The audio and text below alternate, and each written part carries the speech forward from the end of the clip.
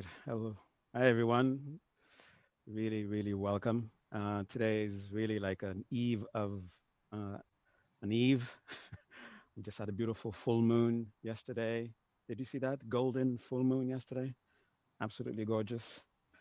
Uh, and we're about to enter into a new year. I mean, New Years are all relative, right? I mean, the Tibetan New Year passed already, or is about to come, and so it's all relative.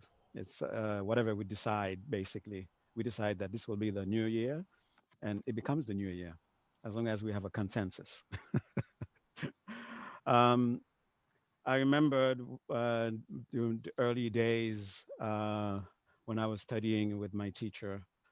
Whenever around this time of the year, I would basically disappear. I would go into retreat, and exactly around on New Year's Day, I would spend the entire day in retreat and not sleep until the next day. And what was that? That was with the hope that, oh my goodness, I hope the next year changes for the better. And I wanted to bring the new year with hope, with aspirations, with the hope that I'm able to take into it something very positive. And usually I try to.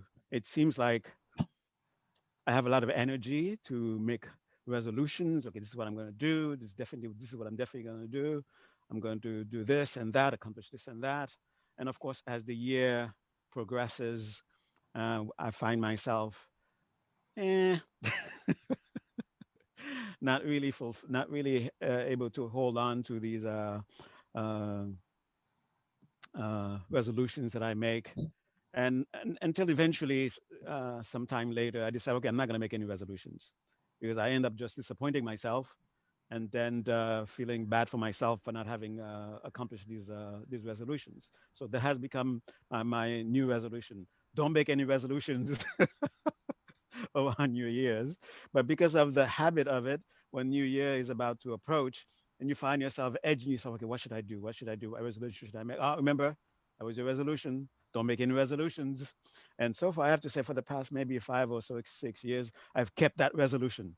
Don't make any resolutions. And I'm very proud of it because I'm able to keep that resolution. But this year, I think I would like to make a resolution. And I think it's because of what the year has done to us. The year has forced us to really look at what we value and really look into what we should appreciate and what we should really value, and then be able to take those values with us into the new year. Because I think a lot of us have recognized that a lot of values, the way we hold on to certain values, sometimes this can be very fragile, and we may find ourselves losing certain things that we value. Okay, not necessarily a thing itself, but the inner core values. That if we don't remind ourselves of what our inner core values are, we may find ourselves easily tempted to let them go. And when we let them go, and since the reason for the core value is to maintain a sense of deep contentment, sense of deep worth, a sense of um, a sense of meaning for what gives our lives a sense of meaning. And when we lose these deep core values, then the sense of meaning of life goes away. And then that's why we should hold on to core values and not necessarily see ourselves living up to them every single moment of the day, but to at least remind ourselves of these core values so that they can gain strength, so that eventually it doesn't matter what's going on around us, doesn't matter what's happening around us, we will still be able to hold on to what we consider to be our core values. And we're finding out that that is the true cause for what we consider to be contentment and happiness. It's holding on to these core values, especially when they are tested, especially when they are challenged. And to overcome the challenge, holding on to the core values. That's true happiness. Okay. And we're going to do a little meditation somewhat connected with that. And uh, I know the email says something about celebration. I have no idea what's how are we going to do that, but you guys know how to do this kind of stuff, right? I just leave it to you guys. Okay. All right. Let me set the timer, which I'm not going to pay attention to, but it's good to set the timer and like setting intention for the resolutions for the new year and witness myself. Oh, yeah, I broke that too. That's right. Uh, okay. But I think this year, uh, definitely, I'm going to deliberately make an attempt at, okay, this is going to be my resolution. And then witness myself seeing how I hold on to that. All right. They keep changing how this thing looks. Let's leave it alone. Okay. All right. Okay. So get yourself ready. Bring yourself into a space of mind, where you're going to encounter this thing called meditation. Remember, the inner part of you it already knows what meditation is. So you don't have to force it upon yourself. You basically have to allow it to appear, allow it to be experienced. So stay really connected to that innate wisdom that already knows, that made you seek meditation in the first place. Why did you seek meditation in the first place? That inner wisdom knows what meditation is and it wants you to return to it. It's really a returning. And as you simply hold on to this very loose, very easy intention, let me enter meditation and allow that innate wisdom to guide you as to what to do. And you bring awareness to the physical body. And as you bring awareness to the physical body, that natural intelligence within the body already knows and it will guide you. Make an adjustment here, make an adjustment there.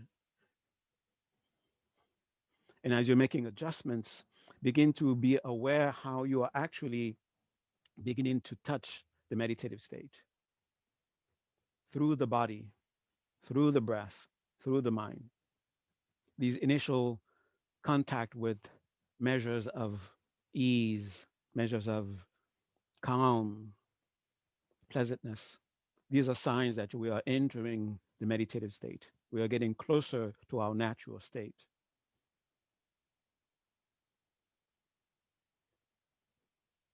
And as we make adjustments in the posture, and with every conscious adjustment we make, notice how we are closer to calm, closer to pleasantness, deeper into the meditative space. Notice the breath by simply bringing awareness to the signs arising in the body. We invite the breath to participate and notice the breath beginning to take on the qualities of calm, the qualities of pleasantness. And as you witness that, rejoice.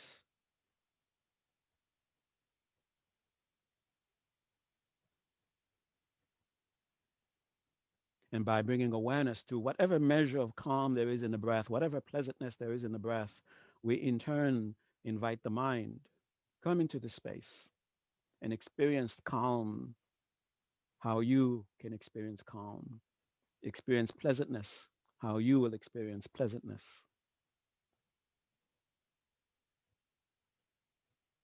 And as you witness any measure of these signs appearing in the body, in the breath, and the mind, rejoice.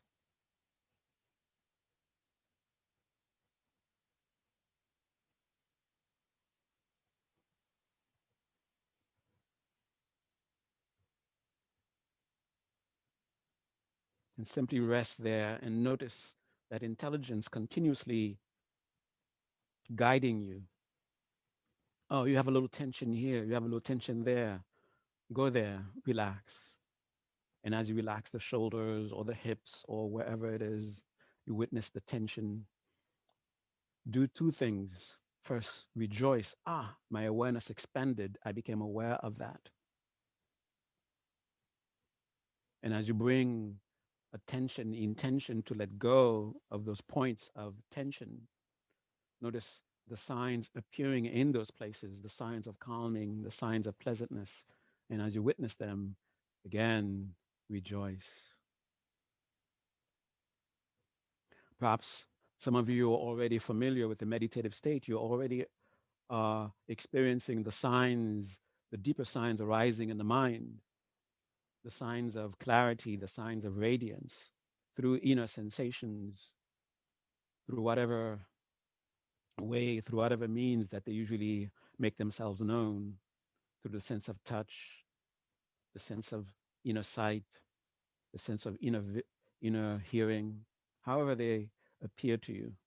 And as soon as you witness them, relax, rejoice,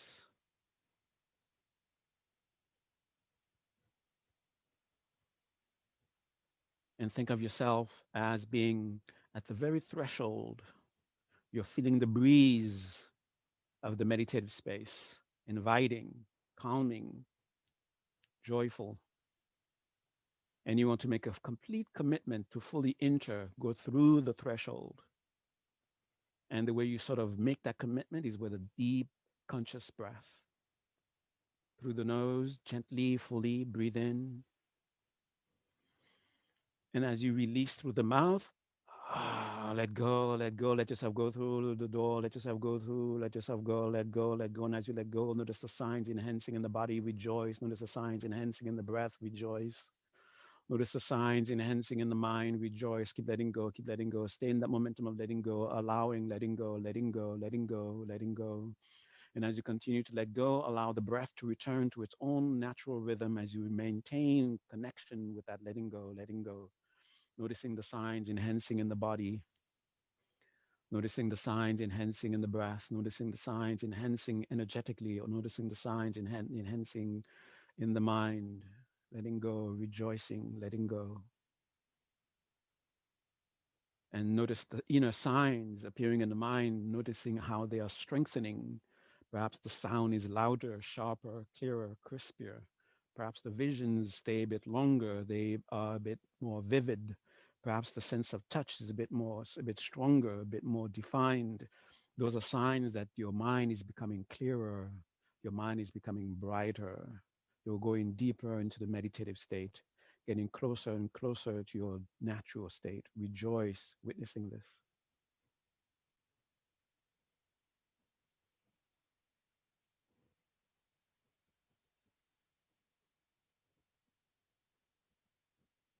And as you observe yourself abiding in this beautiful space, qualified by calm, pleasantness, clarity, radiance, and a sense of the mind, attention being collected, collecting,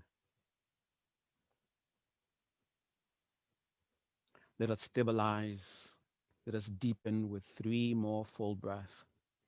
Through the nose, gently, fully breathe in. And through the mouth, release.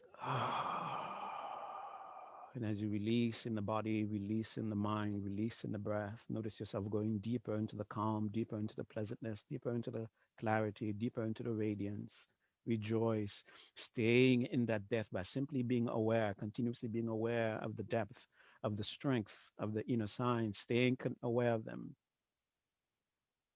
And as you stay aware of them, another deep, full breath through the nose, like diving again, let go. Let yourself go, let yourself go, going deeper, the signs enhancing, the signs getting stronger. Continue to rejoice. Leave the breath alone. Notice the signs, strength, rejoice. Stay in the strength by simply being aware of them. And for the third time, staying connected, staying aware through the nose. Again, gently, fully breathe in. And through the mouth, let go. And let go, let go, let go, let go, let go. Let yourself go deeper into the calm, rejoice. Let yourself go deeper into the pleasantness, rejoice. Keep letting go, keep letting go. Leave the breath alone, keep letting go.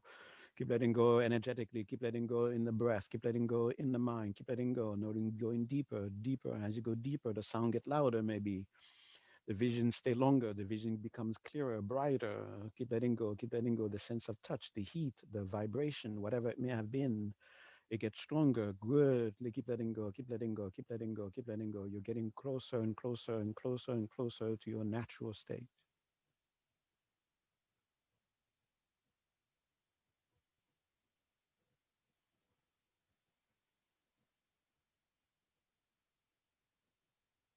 And just cruise there, maintaining that sense of letting go, that sense of allowing. And every once in a while, there's a sense of touching that innate wisdom that already knows. And some, you may touch it for what seems like even less than a fraction of a moment, to the point where it seems like a very long away memory. Even that, rejoice and keep directing yourself towards that.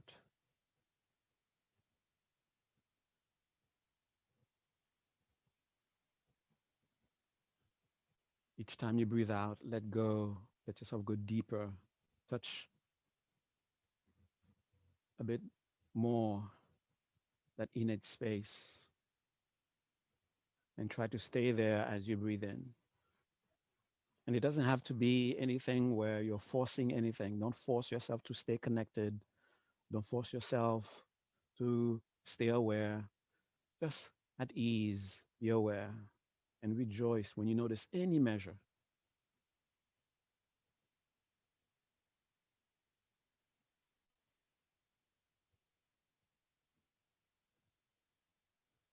And without disturbing that space, gently raise your attention to the space in front of you at the level of your eyebrows.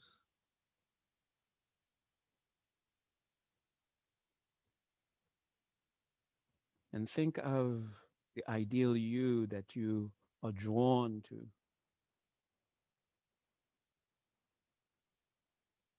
And this ideal you is beyond time, it is beyond space.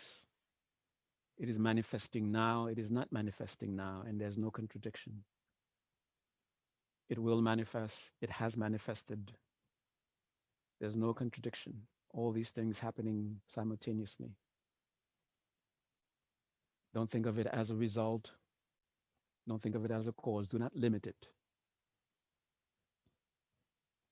but just let yourself connect to it with your attention drawn to that space in front of you at the level of your eyebrows.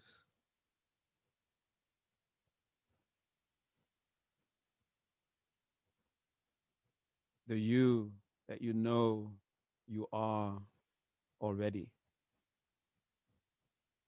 The you that is calling you to be.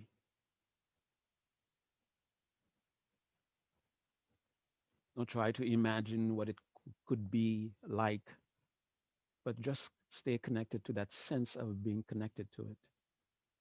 Be open to it. It may be a happy drunk, maybe a happy ascetic,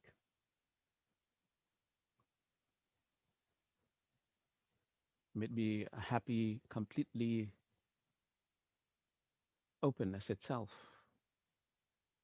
Don't try to imagine it to be any one thing or any not to be anything. But there's only one thing that is certain. It is that sense of contentment that you know you have the potential to experience, where we are no longer manipulated by outer circumstances, but we respond with joy, we dance with joy, we respond skillfully, we dance skillfully. Not that we ignore them, but we are aware of them and we respond skillfully. never losing our center, never losing our contentment. Doesn't mean that we are not able to be aware of sad situations, but we are able to intimately be aware of sad situation and yet not lose our center, not lose our inner contentment, and respond skillfully.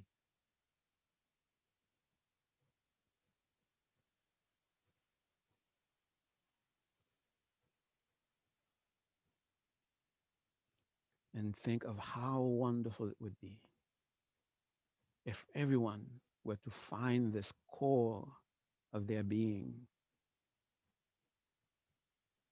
where they're all able to respond skillfully to whatever comes their way, no longer having to inflict pain on another, never have to ever experience disconnection, never needing outside validation, but not rejecting it when we encounter it. Whatever that sense of true satisfaction may be, don't give it any specific shape, don't give it any specific form, but you want to be fluid.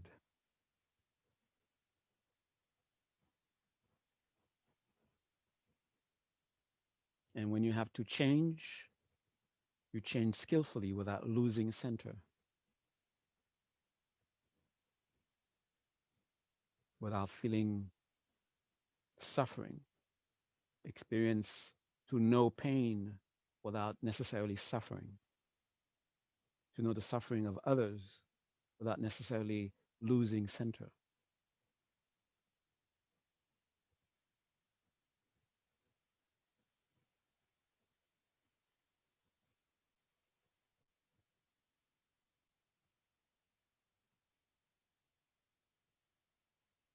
How wonderful it would be if everyone were to find that,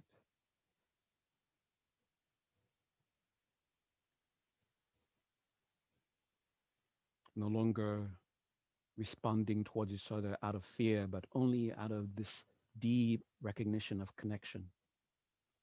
What exchange we can have with one another without feeding fear, without feeding misconception.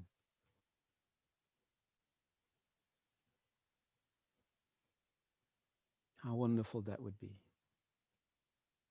Go into that.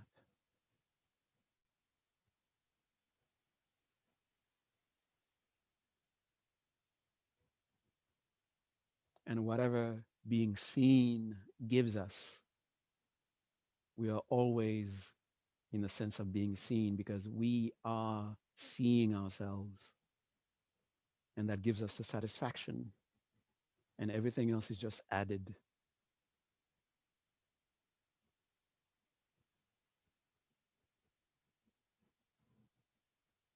And that innate beauty that we know we are constantly seeing it, constantly connected to it. So we don't need validation from outside anymore, but we do not reject it.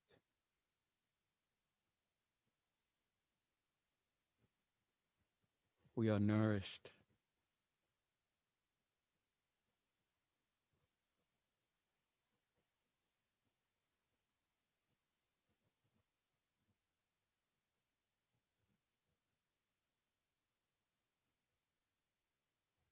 How wonderful it would be if everyone would be experiencing this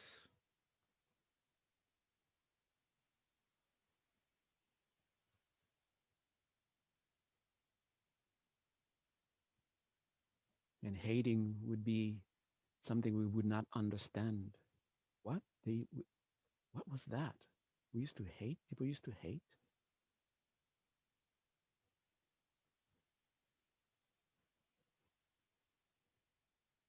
People used to need love? It wasn't just always there?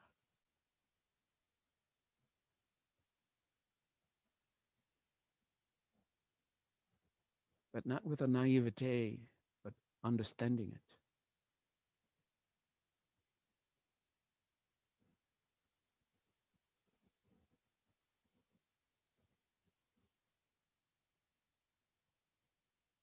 And there's probably a particular energy signature to this sense of, it would be wonderful. Try to connect to that and feel that core within you that we can taste, that we can sense, feel the connection to it,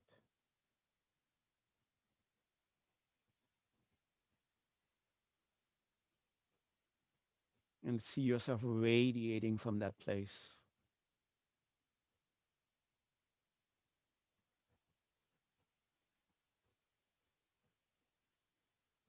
And whoever you encounter becomes a meaningful encounter for both.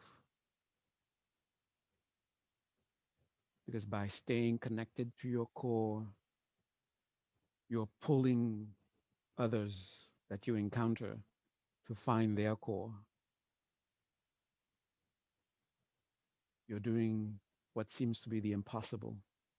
You're outside of them, but because you're connected to your core, you're also inside of them like a magnet, pulling them to their core.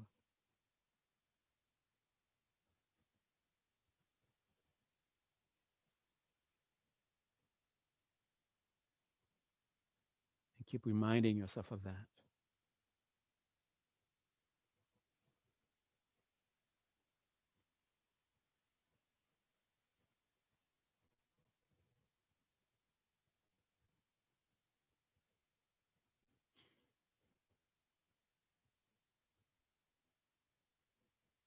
Let's do an inner namaste to this core that we all share, that is inexpressible. Have a deep sense of respect,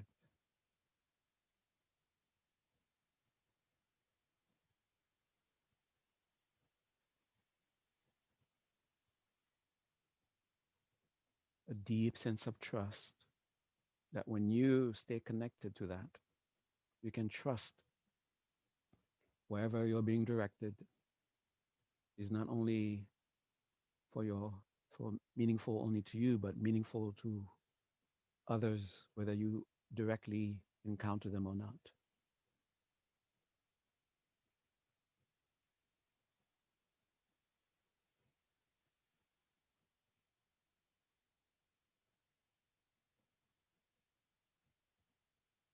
And for all the times that we found strength, even though we may have fallen here and there, but the moments, the time, or that time even when we were able to stay connected, rejoice for that strength. Rejoice for all those times. Be grateful.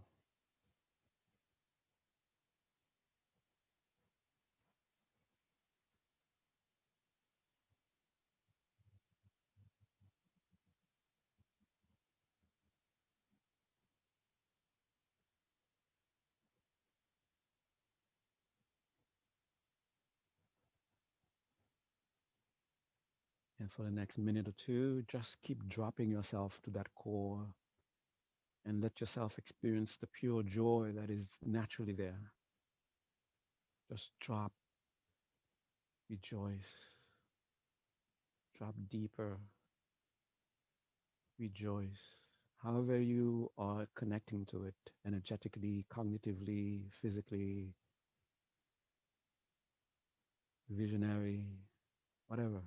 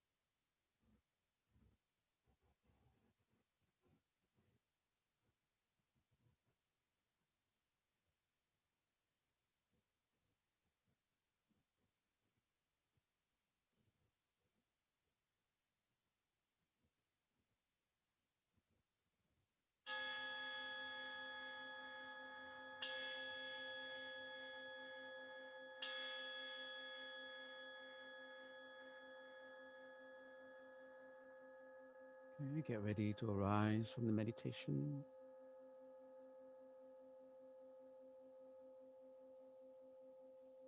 Again, be aware of the space that is purely just the space of the meditation, the calm, the pleasantness, the clarity, the radiance, the focus. Rejoice to whatever degree, to whatever measure you're experiencing any of them. Make the intention now to arise. And with that, take a nice deep breath through the nose, gently, fully. Breathe in. And through the mouth, breathe out. And as you breathe out, deliberately, consciously reconnect with your immediate surroundings. Reconnect with your sense of touch, being aware of temperature, feel of the clothing, your cushion, be aware of the different sounds, and slowly let your eyes take in light again, being aware of colors, shapes, shadows, lights.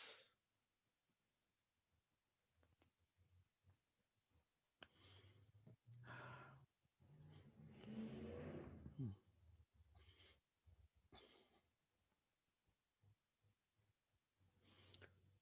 Okay.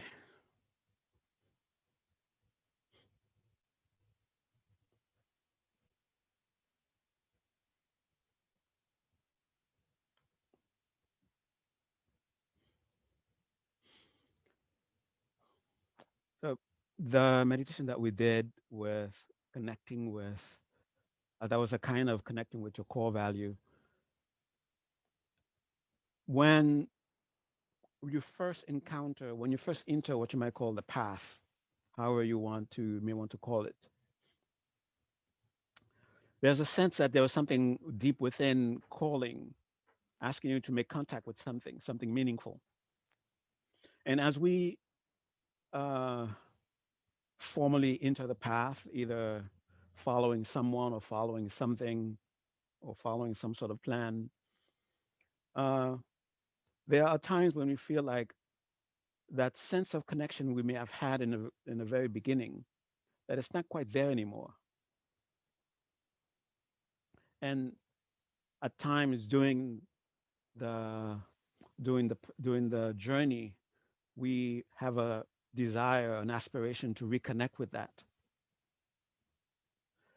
And it's through that that we end up doing very elaborate things, very elaborate rituals, or very what you might call very complicated meditations,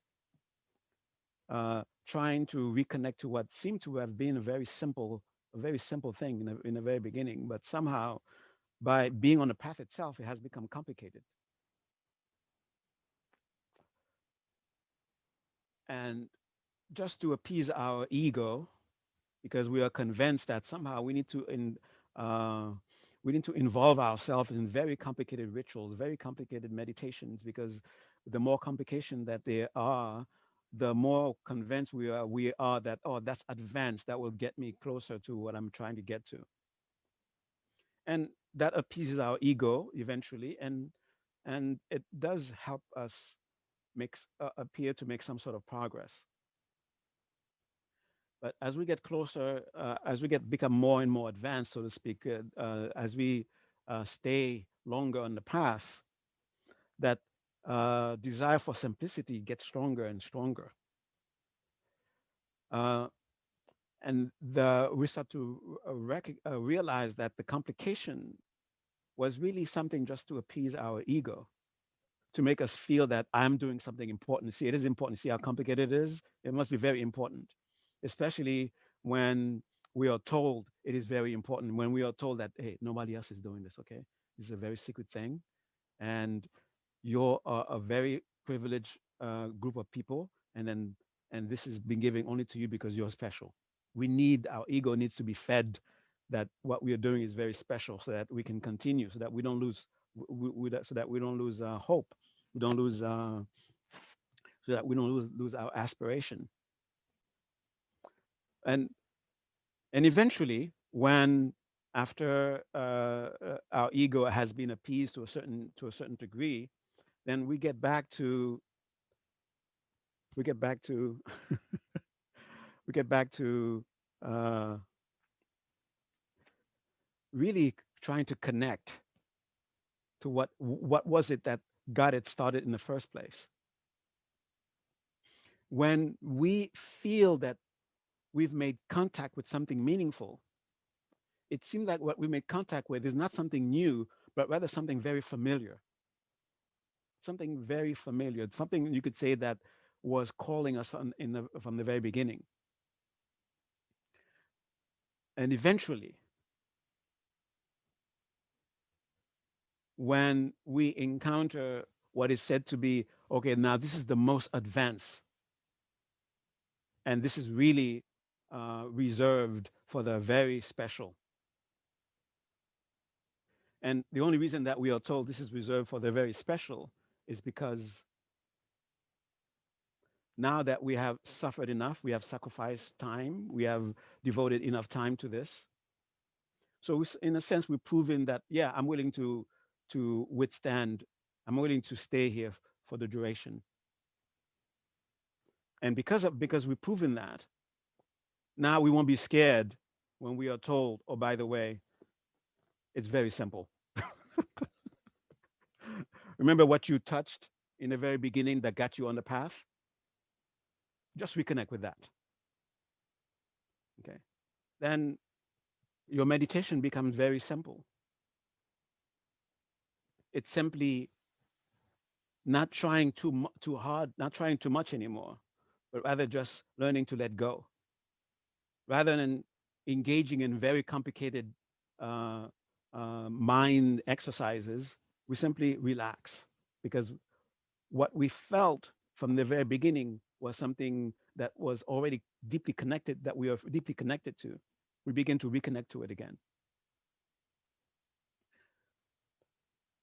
And in a strange way, when we are complicating things, when we, it was, you could say, with the initial intention to connect with something meaningful, something meaningful that was calling us, and yet you probably have experienced this. I hear that a lot, and I've experienced this. It seemed like at a certain point on the path, it seemed like lots of time has gone by, but we don't feel ourselves closer. We spent more time on the path than we did when we first started, and yet instead of feeling closer to what was calling us, we feel a bit distant from it. And that is a time when we can say that when we really feel we are at danger of losing connection to our core values. And when we're feeling this disconnection, when we are feeling that we are in danger to our core values, we become confused.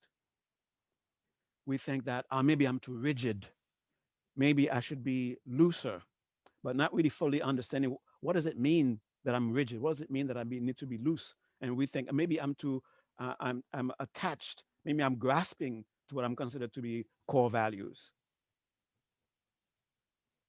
And we begin to test letting go of core values, doing things, engaging in ways of thinking, doing behaviors with others, behaving with others, relating with ourselves, where our core value or our conscience might be telling us, hey, I don't think this is the direction you want to go. But we are confused. Uh, we thought that after spending all this time on the path, we should have been closer. Maybe it's because we are too attached to what we consider to be our core values. That's why we are not getting closer. But what we have been doing, we've been clouding ourselves. We've been immersing ourselves in confusion, thinking what we are holding on to, as core values, but rather what we've been holding on to are ideas about what our core values should be rather than the core value. We find a particular definition and we hold on to it tightly, thinking that we're not holding on to our core values, but rather we think that we're holding on to our core values, but rather we are just holding on to a form of what our core values should be. And the danger of that, it is because of this, it is because of that. That's why we are not able to, what used to be experiencing, not able to make proper resolutions and being able to stick to them, because we have not convinced ourselves that this resolution that we are making, how connected is it to our core values? Have we actually made contact with our core values in the first place to connect, to see what could be a natural flowering of that core value? What we are making a resolution to adopt, what we are making a resolution to to to uh, to bring about, we haven't really established that, yes, this is an expression of my core value. So for the most part, it's just a surface thing. The resolution is just a surface thing. And when we continuously believe that this uh, uh, fake thing that we are holding on to, we think is our core value, and these resolutions that we are making, we think it's coming from our core value, but they're really just uh, being modes of conformity. Because if I hold on to this, so and I'll be accepted. When I hold on to this, I will then be, I will have connection. When I hold on to this, then therefore I will be validated. But rather than these things should be coming from within, and we're not convinced that they could come from within, because we're not we are not connected enough to be convinced how these things can actually connect us to what we are seeking, the validation that we are seeking, the sense of connection that we are seeking. We are not convinced ourselves that these are things coming from within, so we look for them outside. And as we continue to look for them outside, we continue to disappoint ourselves. We continue to make resolutions that are not connected to our core values. And because they're not connected to our core values, these resolutions, we witness ourselves failing in being able to keep these resolutions. And this perpetuates a cycle of disappointment, a cycle of not, of further disbelief, not having conviction in ourselves, becoming further and further distant from from our strength, from our core values. And eventually, we may find ourselves, and this is the most dangerous part, where we find ourselves acting from a place where we know is the opposite of our core values. We find ourselves holding on to ideas that are opposite to our core values. We find ourselves reacting to in a way that is opposite to our core values. And when we witness ourselves, even if it appears that we are doing this consciously, but deep within, we are destroying ourselves, because we are further uh, we are creating a further space between ourselves and our core being. We are creating a distance, and this distance we will experience as pain, as suffering. And because of the mere definition of suffering, when it is an experience that when we are having it, we want not to have it. So we seek a way to distract ourselves from this. We seek a way to take this pain away from us. And since we have habituated ourselves to in the trajectory of distancing ourselves from our core, the core of our being, then we end up only going deeper and deeper into the suffering. And as we continue to witness ourselves going deeper into suffering with our own efforts, with our what seems to be our own efforts, then we begin to concretize, calcify the conviction that we cannot depend on ourselves, because we witness ourselves acting, we witness ourselves seeming to make ideas, seeming to make plans, and then we are failing ourselves. And this natural sense of being able to depend on ourselves, this natural connection that we had to the strength, to this power, to the source, to this reservoir, we are we are more and more distant from it.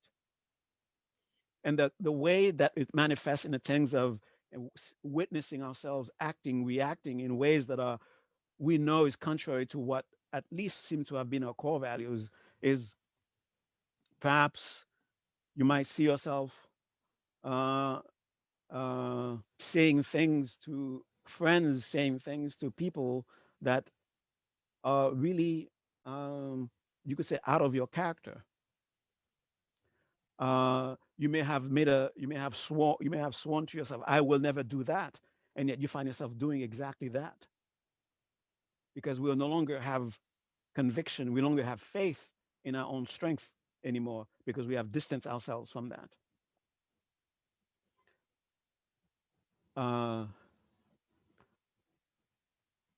Remember, wisdom is not necessarily the wisdom is not necessarily seeing something incredible, something out of or something or out of this world, something extraordinary out of reality, but rather allowing ourselves to meet reality as it is, whatever it is.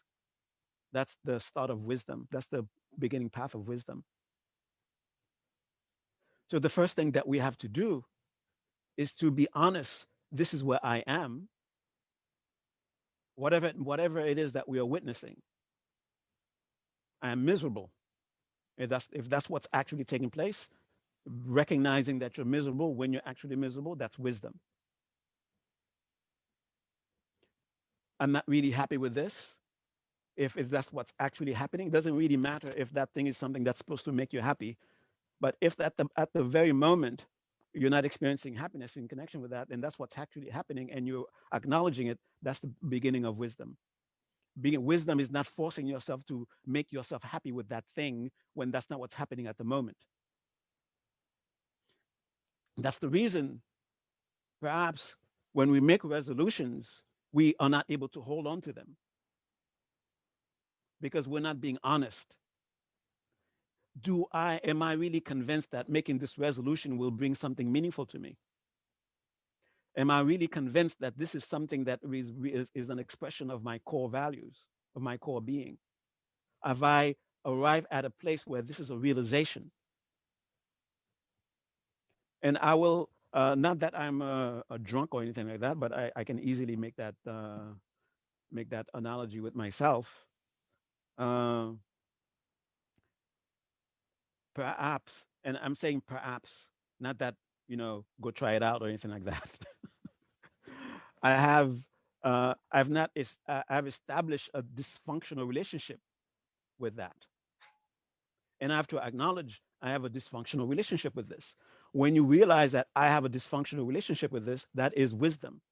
It doesn't mean that at that very moment you should have, because you acknowledge it, some lights up in your mind, and then all of a sudden you achieve some sort of dreamed of vision, some dreamed of freedom. But rather, when you acknowledge it, that honesty itself takes us further on the path. That honesty itself will let us know for certain, will let us know with, I'm not talking about the kind of high certainty that is like a concrete, a non, a fixed certainty, because certainty is not necessarily always fixed, okay? But rather a certainty that, ah, now I see what this is doing to me.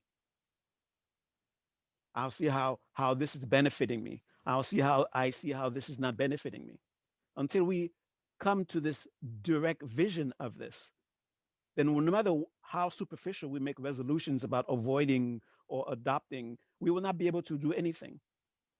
In a sense, we can say deep within the mind is a lover of truth.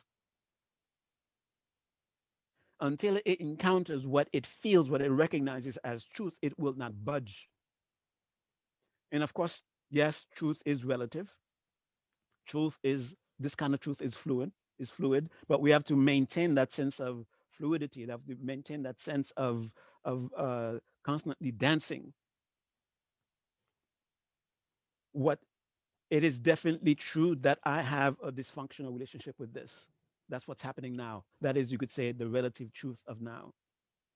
And by allowing myself to see this, then I'm making space in my mind for more truth to be revealed, for making space in my mind to be able to acknowledge more truth.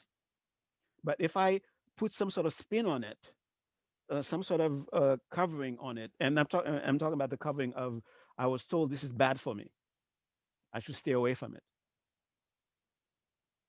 This is not a truth that the mind will be satisfied with. And I mean it that the mind is a lover of truth. And the mind really acts when it feels, when it has a sense that it has a connection with truth.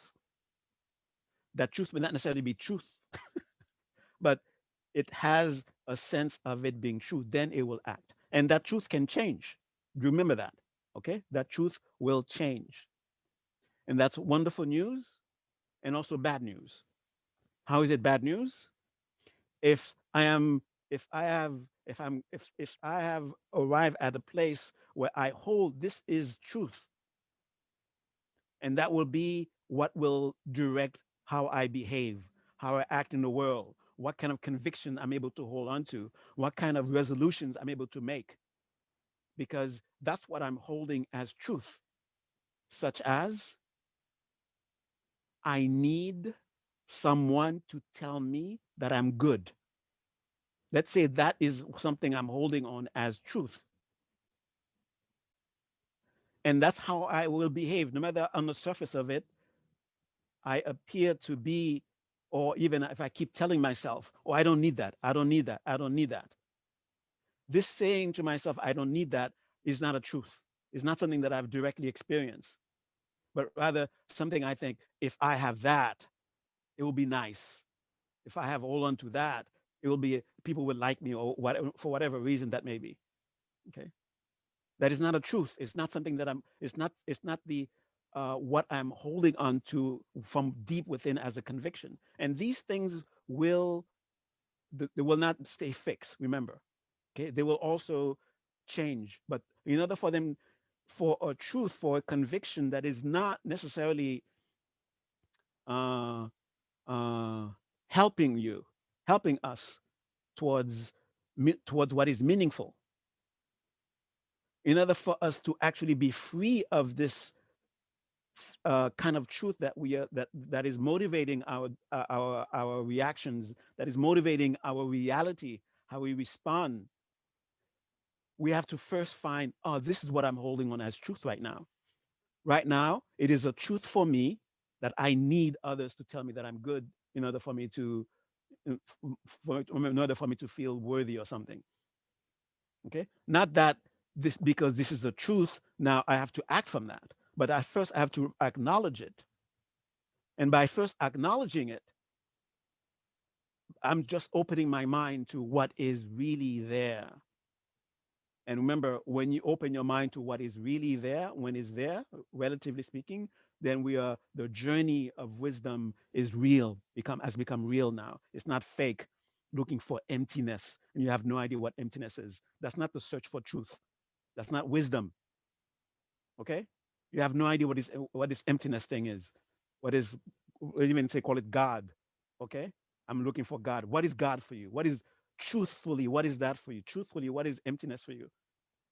If there's no real connection to that, then we're just playing around. We're uh, just playing around. We're just fooling ourselves. Okay? Yes, that's a very lofty thing. There are so many books written about it. You can make a lot of money writing about it, but it will not be something that draws meaning for you. Okay? When the truth within you is, for life to be meaningful, I need others to tell me I'm good. Okay? And once I acknowledge that, that's what is present by simply being aware of whatever is going on and being able to say, ah, this is awful. Ah, this is nice. Because that's the experience that I'm having with this. It doesn't mean that this is awful forever. It doesn't mean just the same way doesn't mean that this is nice forever neither. Okay?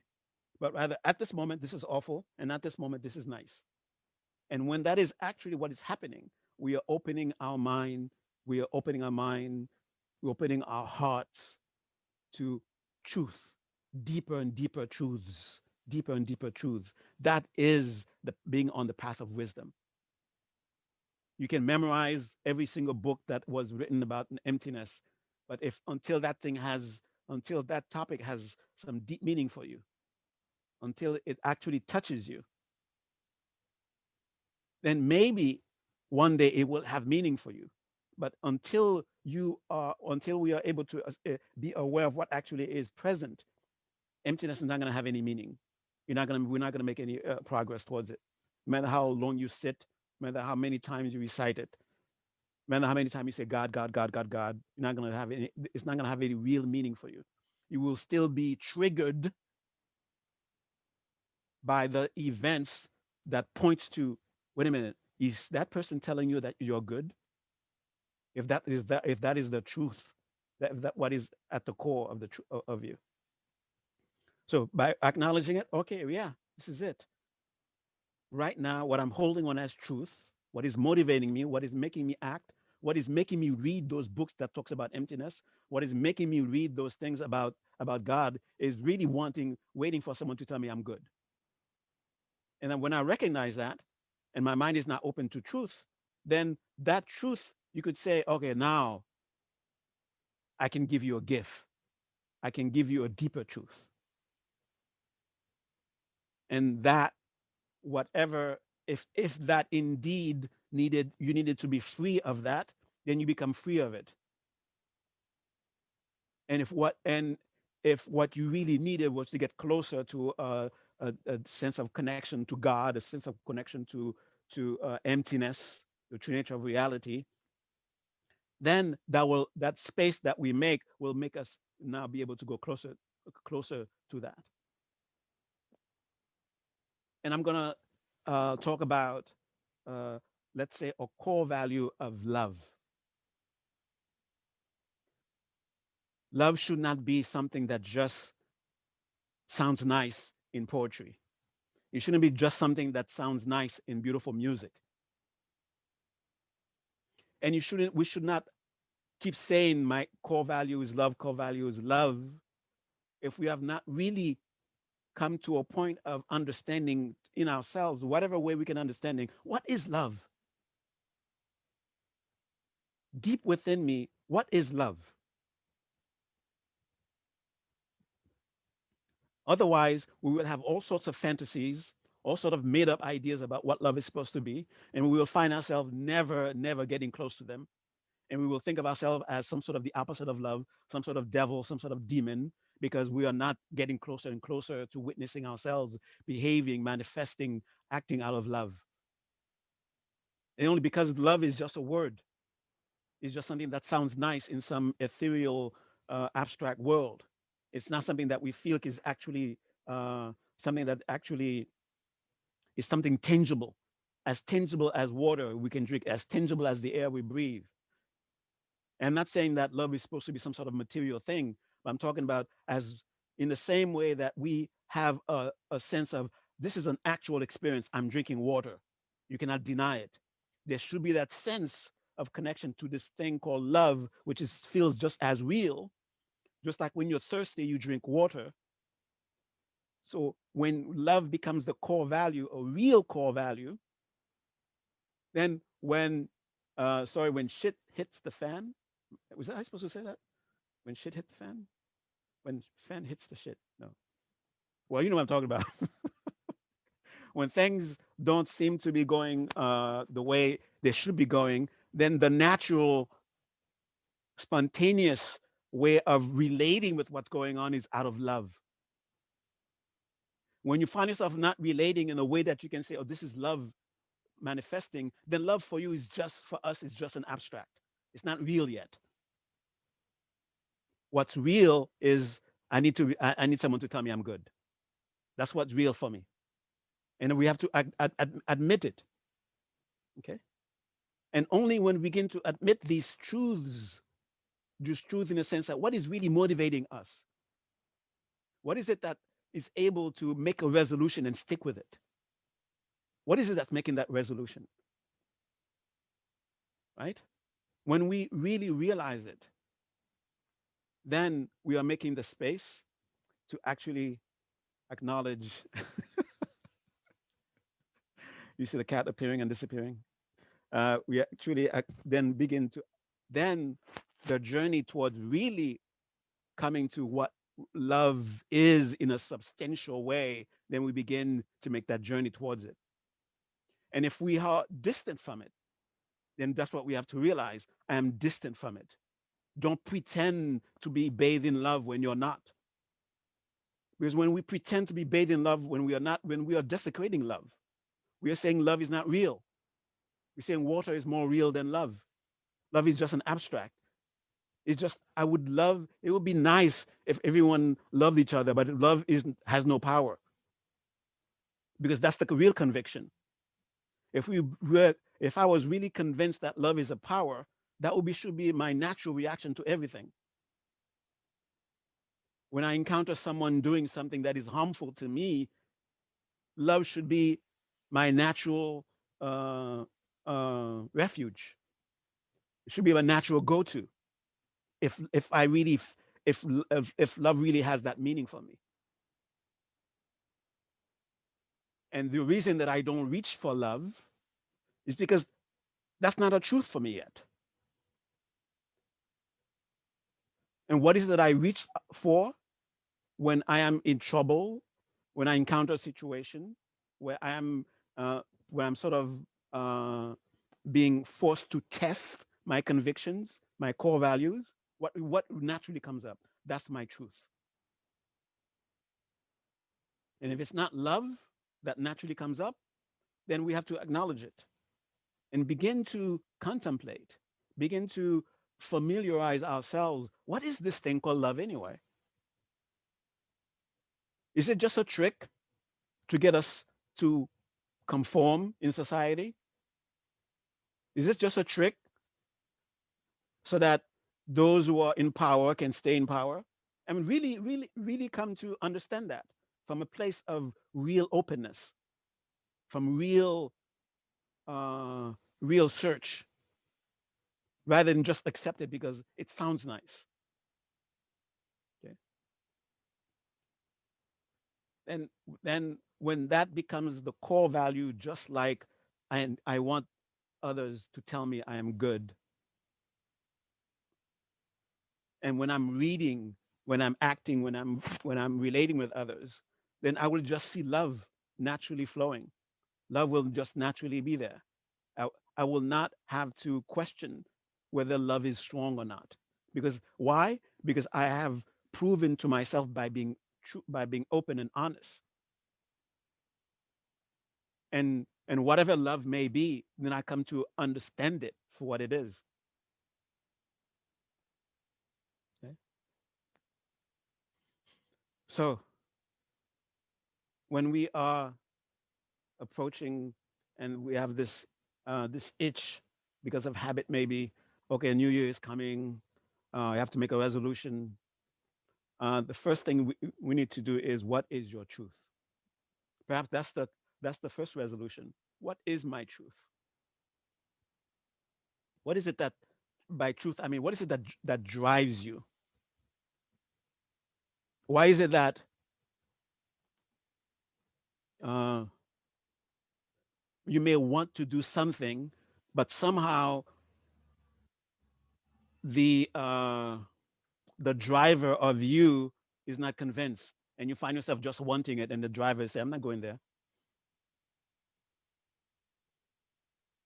because we have not yet convinced the driver of us how worthy this actually is for us.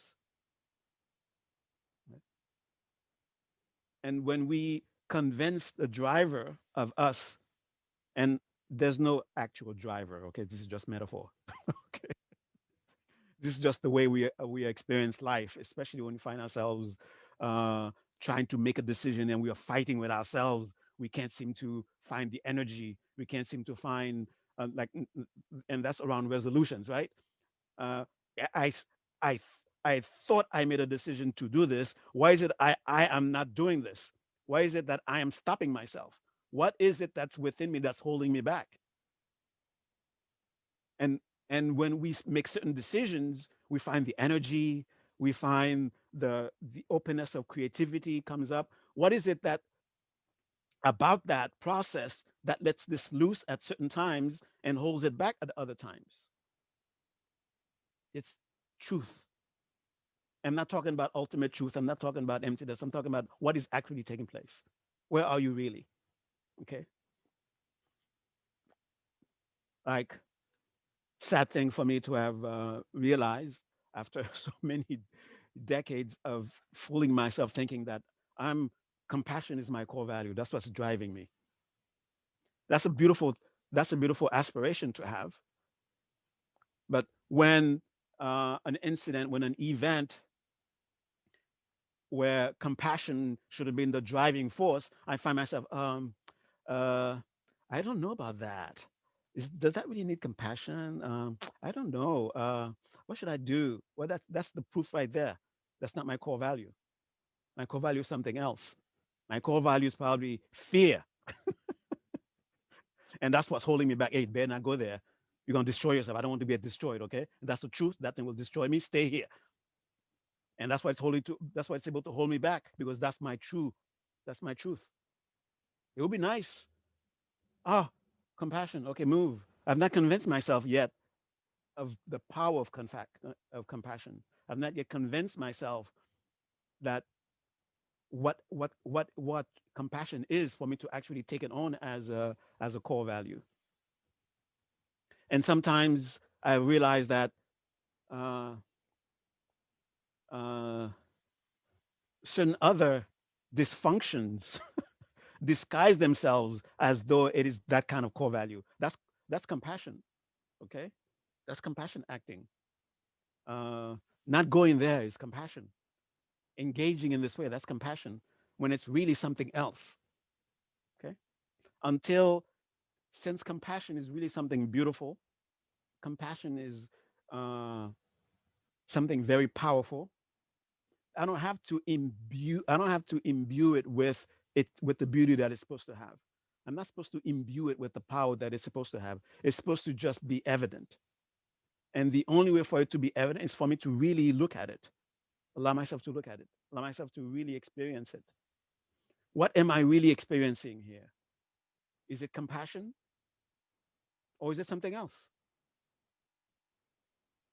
And and one of the things that could appear as compassion, at least for me, was um, that sense of needing validation from others. It's like, look at me, I'm being compassionate. Are you seeing it? So it wasn't necessarily the act of compassion, but rather being witnessed.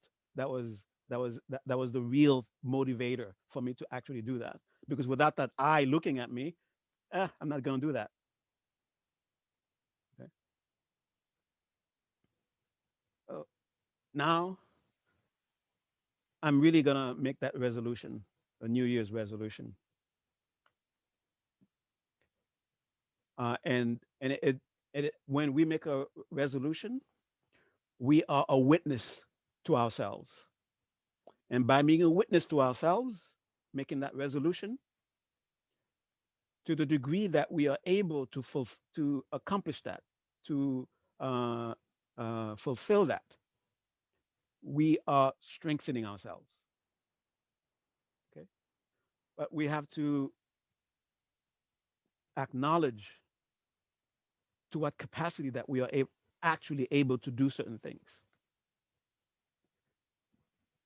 Yes, there is this incredible power within us that we tap into once in a while, and just the tiniest fraction of connection to it gives us such grand a sense of things that we might think ourselves abiding in that power continuously, that is consciously, but it's just something that we've tapped into.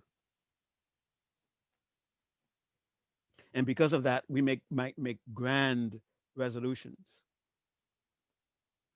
If you do find yourself making grand resolutions, try to connect to that power within you that sort of gave you the courage to make that in the first place. See if it's still there, sort of supporting you, being there, backing you up. Okay? Then, then just witnessing yourself, not necessarily dropping it, but every once in a while witnessing yourself. See, I'm working towards that. That will continue to open ourselves to that resource of power that will help us fulfill it.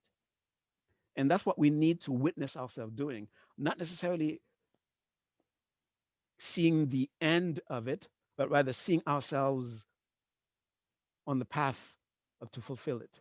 That's what we really need to see ourselves doing, especially if it's something that it is indeterminate as to exactly when we will actually see the end of it. It might take a few years to see the end of certain things, but to actually witness ourselves making any kind of step, micro steps even, that will we encourage us, that will uh, not allow us to fall into uh, self disempowerment, but rather allows us to continue to stay connected to that power. And the more connected we are to it, the more we are able to access it, the more we are able to demonstrate it to ourselves. Okay? Uh, and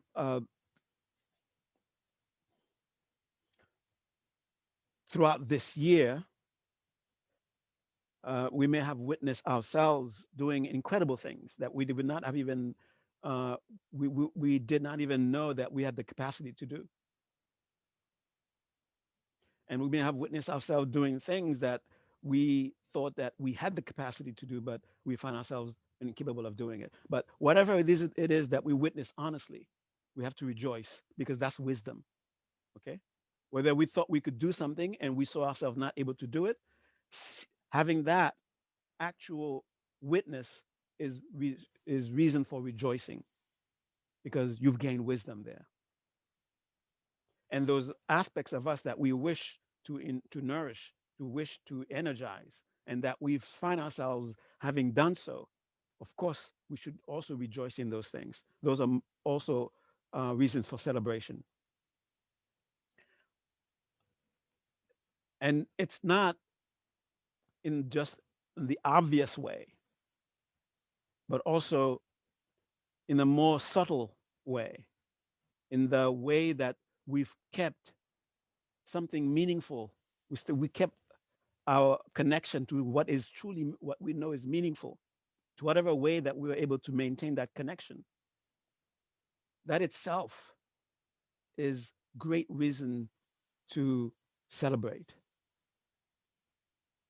because we, when we were in the first 3 months of this thing, we thought the fourth month would be impossible to endure, a lot of us. And yet we're about to go through a year now. Here we are. We have survived. We have maintained integrity. We have stayed connected to what is meaningful. As a matter of fact, we made a deeper connection to that. We made resolutions to go deeper into what is meaningful. We have a sense, a real experiential sense of what we is of true value, what we should appreciate, and we've to some degree gotten rid of things that are not helping us evolve. So just like sorry, I always come bring Bob Marley into this in some way or another. It's that thing. We are the survivors, okay, and we should rejoice that we have survived.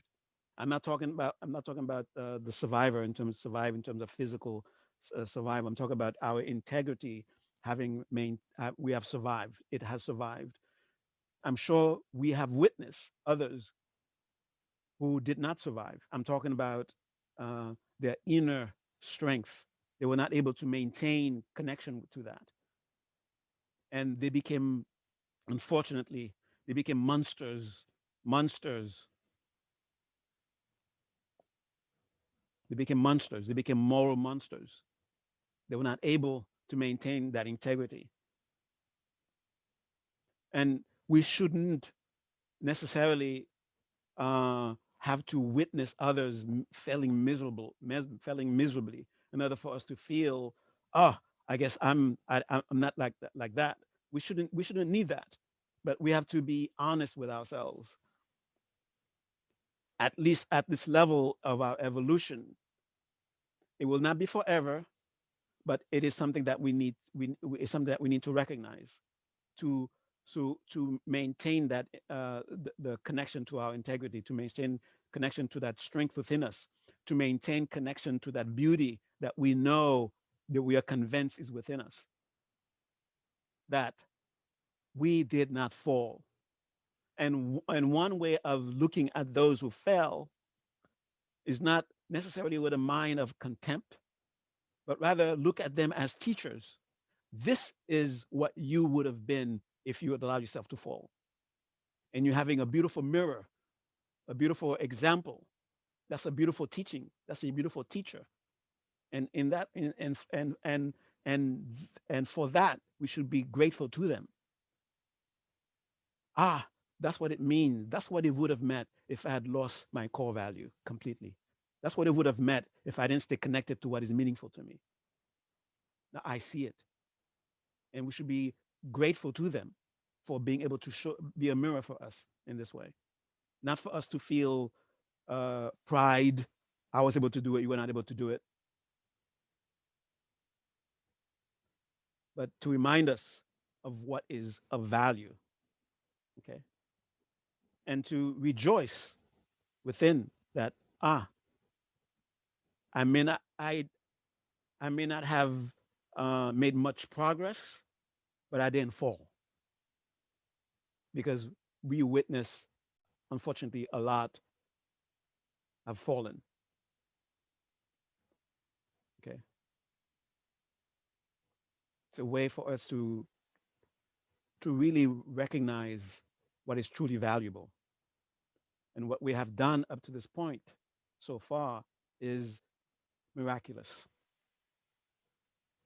It's not just anybody who could have done it, but you did it. Okay. So stay connected to being honest with what is. Stay on the path of what is true path of wisdom. And one day, that abstract called God, that abstract called emptiness, will no longer be an abstract.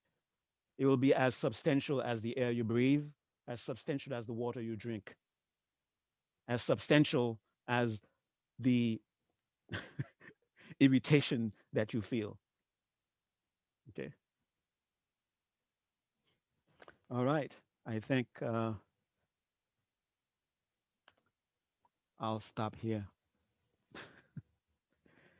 If anyone wants to share something, uh, whatever, we can do that. After all, the email did say celebration. I don't know if I gave much for celebration.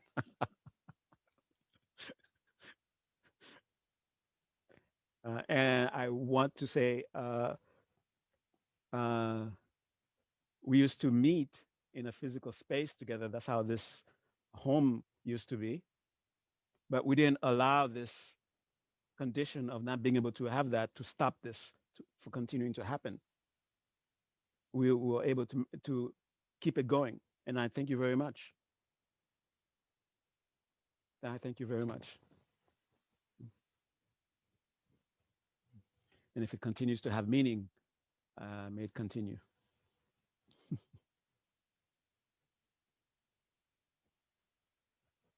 All right. I wish I could say a nice little song or something. Can I say, can I say something? Oh yes, please. Um, Hello. I just wanted to say that a person who has fallen, a person who has fallen off the path or has fallen into a very negative state, Hmm. that person can still rise up. That person can still come back. So it's a Of course. kind of it's a fluid kind of thing. So I Yeah. thought I'd put that in as a form of celebration.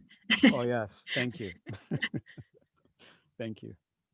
Uh, uh, no, it's something that my teacher said once in a while. He said, "Hey, you're eventually gonna be awake, so might as well just get started already, consciously, rather than just wait, because it's gonna happen. But because it's gonna happen doesn't mean don't do anything. It's like the universe is gonna keep nagging at you until you wake up.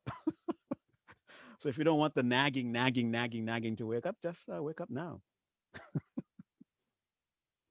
Okay. So if everyone, those who have fallen, those who fell before, those who will fall in the future, uh, yeah, that state is not permanent. It will that state is also changeable. It can change to waking up.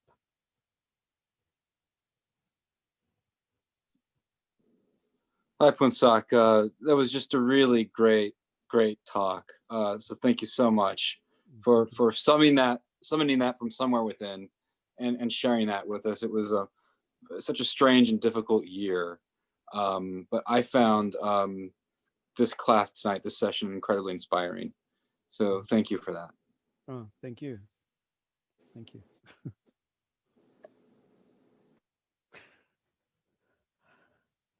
There's a someone I have not seen in quite some time wearing beret. It seems like, and glasses. Welcome. Let's seeing you. Sorry, I was late. I'm on the West Coast, so I thought it was a 2 hour difference. It was 3 hour difference. So, Mm. but Not too late. thanks for Yeah. class. It reminded me of, yeah, it's been a while, so Yeah. it's really nice. Yeah. Good seeing you. Uh, and somebody should be asleep by now.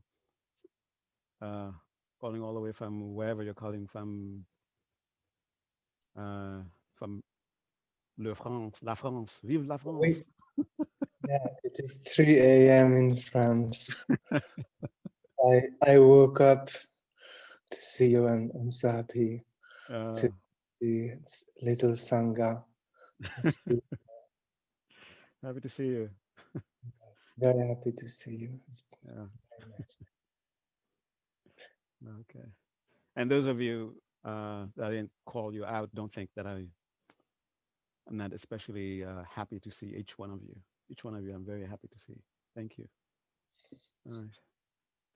Okay. So it's time to say goodnight and to do our closing meditation and wish you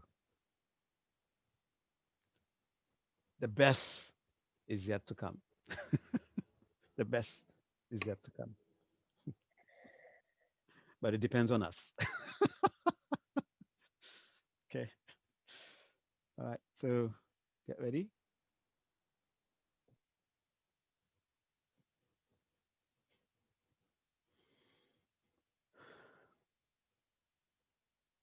And it's the same meditation that we close.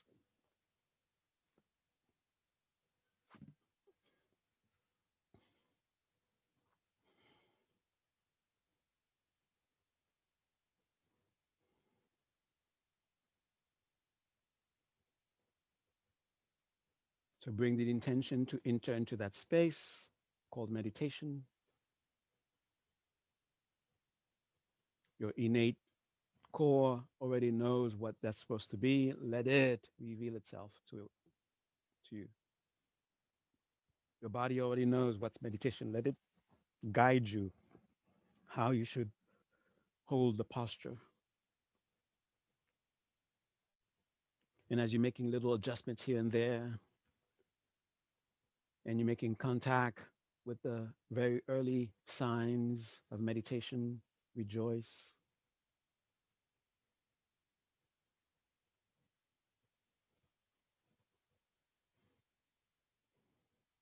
And gently recall, ah, my body felt that way. My mind was felt that way. Just remember, not necessarily forcing it, just as easily, as nicely as you can. My breath was this way, and let the mere recalling of the state begin to give you a taste of it again. And as you have a taste of it, rejoice, and let's stabilize that with a nice deep breath, commitment breath through the nose, gently, fully breathe in, and through the mouth, release.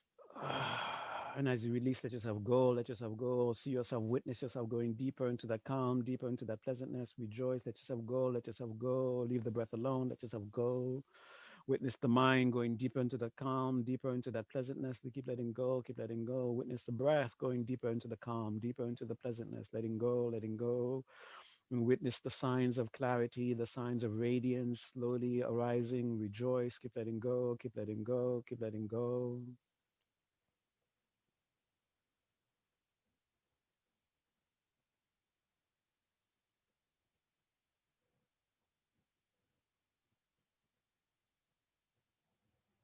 And within that space, think of us,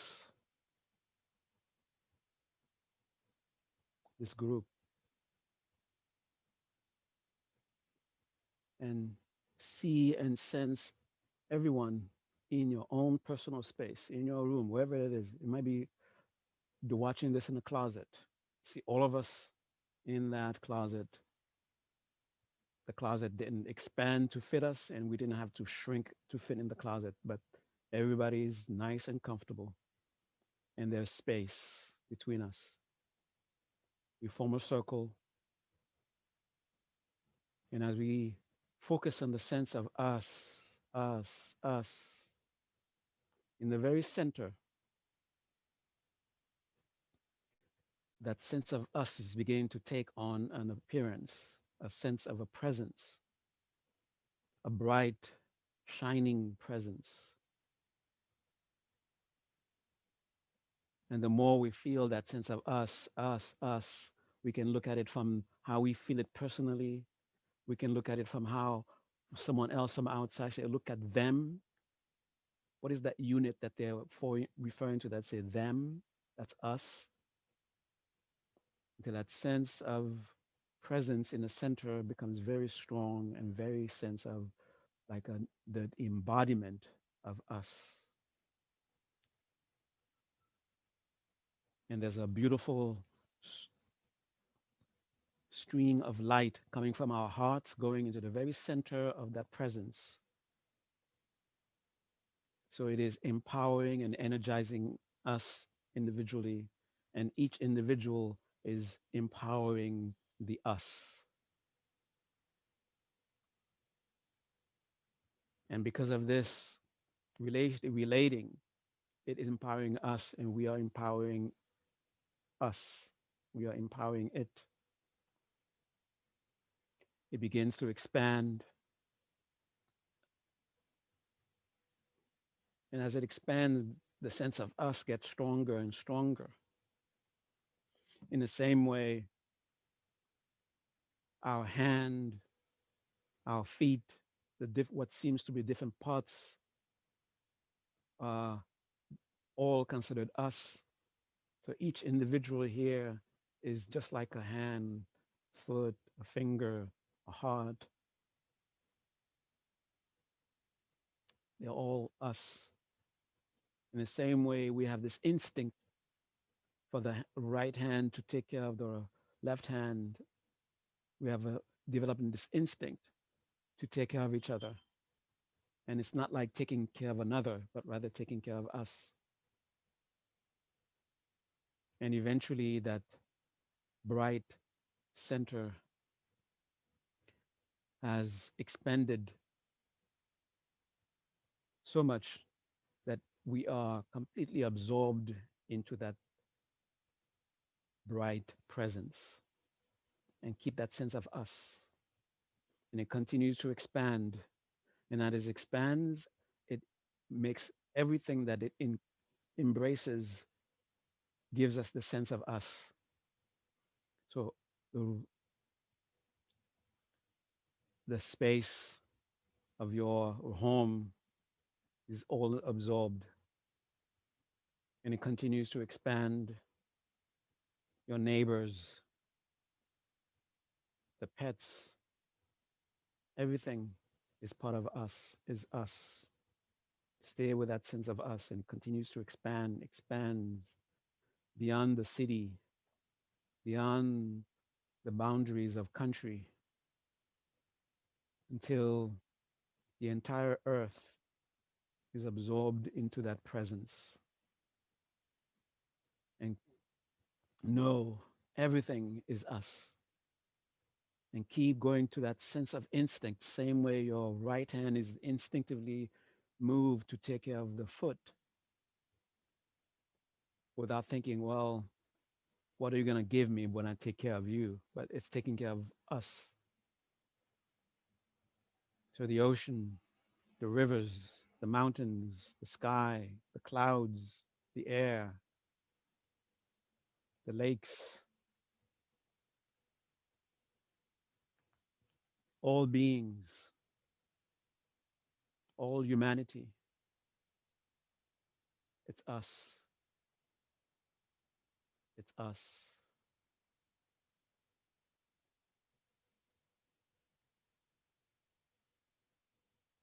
And we are no longer in need of being, of creating connection. It's there, it's here already.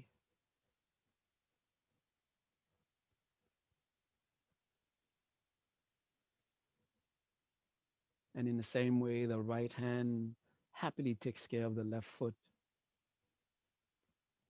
If there is any one of us here that is in need, happily we will take care of the other part of us. Happily we'll take care of the ocean, the, the land, the sky, happily.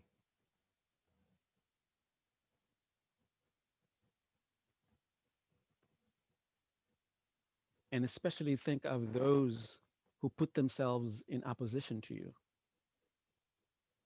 Include them as much as you can in this us. Don't think about their opposing views or opposing related relations, but just think of them as us. The foot needing the hand to take care of it.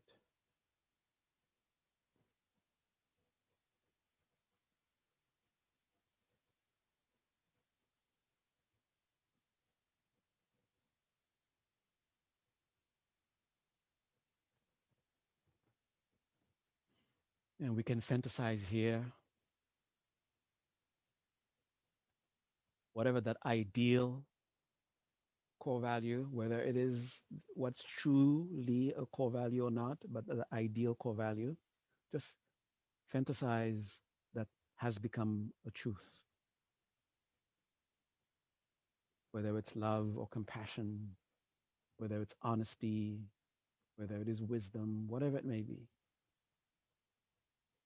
Fantasize that it is now our truth and feel the freedom of movement and relating, how our reactions become skillful,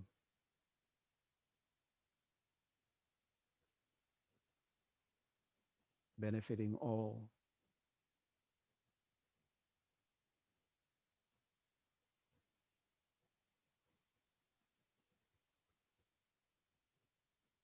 And get ready now to take this realization with us. So slowly that bright presence begin to shrink again. But as it shrinks, it leaves like an imprint of its brightness, of its light in the ocean, in the air, in the mountains, in the trees, in the grass, the ground, the different beings, until it comes right again in the very center of our circle.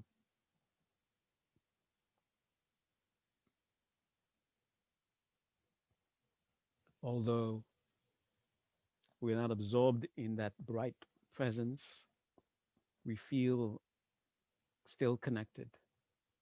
We feel that instinct to take care of each other, not taking care of another, but taking care of just another part of self.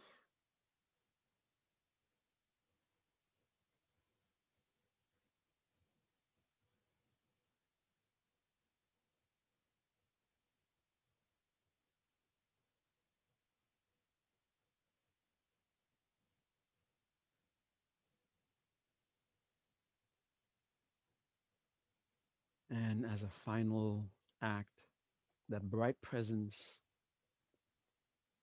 shines brightly into rays of light that gets absorbed into each one of us.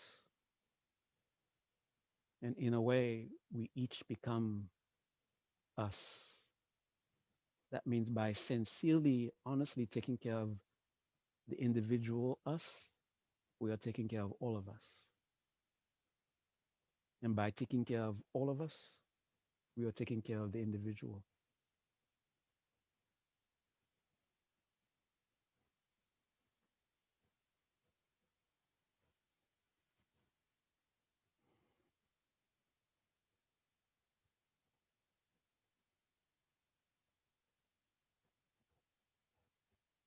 And witness yourself again being in the space of meditation. Notice the signs of being in that space. Rejoice. Feel what is for you the signature of your meditation. And as you feel it, think of something that is meaningful to you. So this is the last of this year.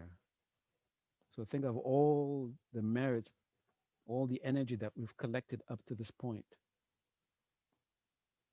a mass of beautiful energy that we can propel into the new year. Don't be afraid to think big and dedicate this beautiful energy, this beautiful merit that we've collected to help address that concern.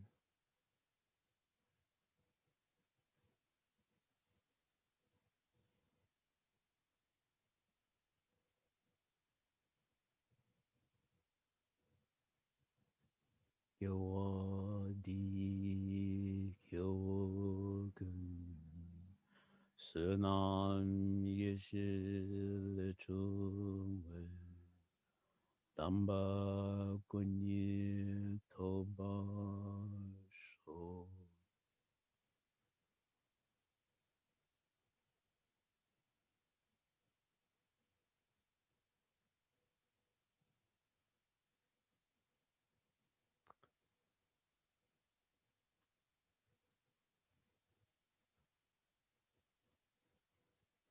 Okay, get ready to come out of the meditation, feeling the space of being in the meditation, rejoice. Now, and the reason for that is because you're actually arising from a state, not just walking in a different direction. Notice the state you're in, and you're going to arise from it. Make the intention to do so. And through the nose, gently, fully, and then feel it, hear it, breathe in. Through the mouth, breathe out. Feel it, hear it, and deliberately, consciously reconnect with your immediate surroundings, reconnect with your sense of touch, being aware of the temperature again, being aware of the cushion, your clothing, being aware of the sounds, being aware of lights, shadows, colors, shapes. All right, thank you. I'm just thinking, would anyone would like to dedicate tonight for something for the world for the year, for the coming year? Anyone feel inspired?